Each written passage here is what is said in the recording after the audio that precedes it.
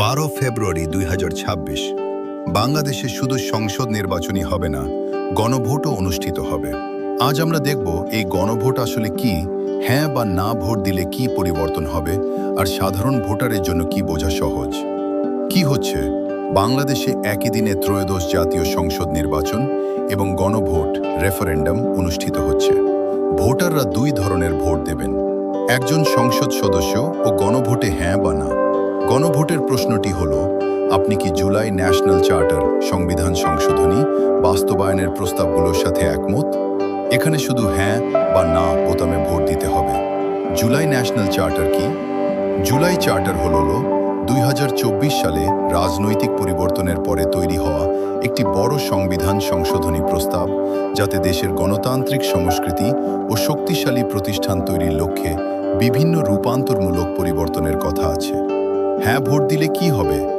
যদি হ্যাঁ ভোট জিতে যায়, তাহলে সরকার, নির্বাচন কমিশন ও অন্যান্য কনস্টিটিউশনাল বডি গঠন চার্টারের নিয়মে হবে। সংসদ হবে দুই কক্ষ বিশিষ্ট বাইক্যামেরাল, একটি অতিরিক্ত আপার হাউস থাকবে।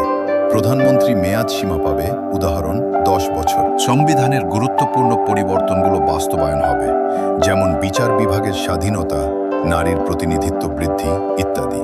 48টি নিয়মকানুন 180 কার্যদিবসের মধ্যে বাস্তবায়নের চেষ্টা করা হবে। না ভোট দিলে কি হবে?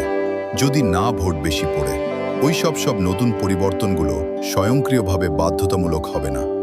আগামী নির্বাচিত সংসদ বা সরকার তাদের মতামত অনুযায়ী সিদ্ধান্ত নেবে। বর্তমান রাজনৈতিক ও প্রশাসনিক কাঠামোই থাকবে।